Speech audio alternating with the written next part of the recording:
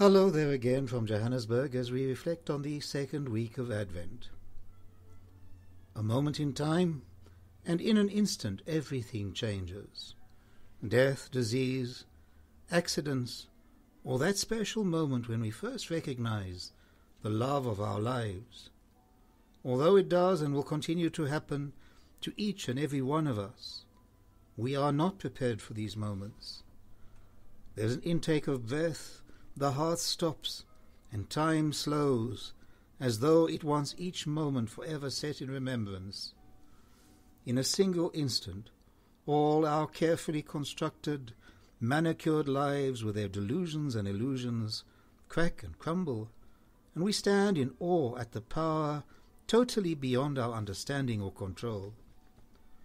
Over and over again, Scripture affirms that God acts within these very moments. God acts within creation and within our lives suddenly and immediately, unexpectedly, in an instant. 179 times Scripture affirms that this action of God happens suddenly. 179 times Scripture also affirms that these actions of God happen immediately, unexpectedly, and in an instant. Scripture calls on us to prepare ourselves for the God of the unexpected, the God of the instant moment. Over and over again, Scripture affirms that God is a God of surprises. God surprises us. Jesus surprises us. One of the greatest surprises, God who becomes one with creation and then has this assumed humanity stripped of life, and then overcomes death itself. Each time Jesus appeared after rising from the dead, Jesus surprises his disciples. Jesus came through locked doors. He drew alongside the bereaved couple on their weary way to Emmaus, and it was some time before they recognized him. He surprised Mary in the garden, as she supposed him to be the gardener. And when the disciples had fished all night and caught nothing, he came and helped them to haul a huge catch of fish from the water, a surprise reminder. The one great recurring theme of the resurrection stories was, suddenly Jesus came. Never before in human history have we been so unprepared and so preoccupied. Disease and death are no longer companions in our homes. These inconveniences have become distant and insulated in those carefully curated, distant, special places of care. And thus it comes about that care and the practice of care leaves our homes and leaves our families. Belief, faith, and practice. The greatest of these is practice, for true love must always demonstrate itself, give of itself.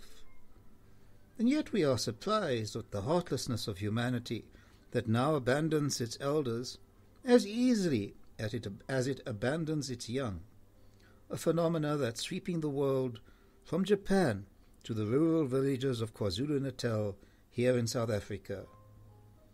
Today, as never before, we are driven by a need for diversion. Everyone, the sweeper on the street, the homeless beggar, all of them have smartphones. It was the philosopher Pascal Blaise who noted, a life that's always time-pressed might seem a recipe for unhappiness, but in fact the opposite is true. Human beings are much more miserable when they have nothing to do and plenty of time in which to do it. When we're inactive or slow down the pace in which we live, we can't help thinking of features of our lives we would rather forget. Above all, the fact that we, yes, you and I, are going to die. By being always on the move and never leaving ourselves without distraction, we can avoid such disturbing thoughts.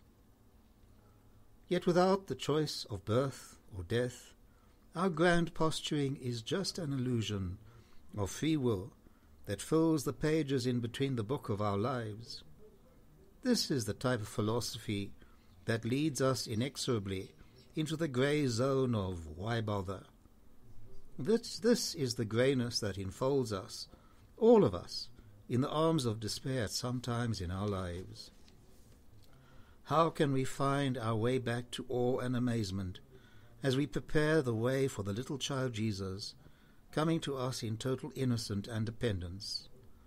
This little child Jesus is the very blueprint for all life, for every life. This is God coming to us and showing us who we are. If this child Jesus is holy, so also is the life of each and every child. This is the hope that stirs in our hearts as we gaze into the eyes of a little child. This is the same hope that raises from the ashes as we witness two young people saying to each other, "You and your life are important to me, and I want to share my life with you." This does not, however, mean that we are naive or unaware of the evil that exists in the world as well as in our own hearts. We create our idols, and then we delight in the destruction of our gods, as if to say, "See, here am I, this is me, and I have done this." Evil must always hide behind a half-truth, away from the subverting power of good towards its own lack of substance, death, and force. All too often this becomes an addiction to the diversions of our ultimate calling, away from union with the source of life and love. The truth is, however, that like it or not, God barges into our lives suddenly and at unexpected moments to call us by name, to speak to us, and finally to claim us. Jesus suddenly breaks into our orderly lives, redirects us, reshapes us, and gives us back our true value, something forgotten and undervalued. As we continue our preparations for Christmas and the New Year, let us challenge ourselves to eliminate these distractions. Don't allow the stress of the Christmas season or the shopping frenzy of Black Friday to distract us from what is really important. Let each of us endeavor to spend more time with family and friends and less time at the shopping malls. Let us reflect on this last year. Notice God's hands. Perhaps you, like so many, have faced financial difficulty, or maybe you've escaped danger or disease through some unforeseen miracle. Perhaps this year has been a time of suffering or relationship disasters. Perhaps we've had to stare death in the eyes. How has the God of surprises carried me through these moments? May the Lord grant you peace.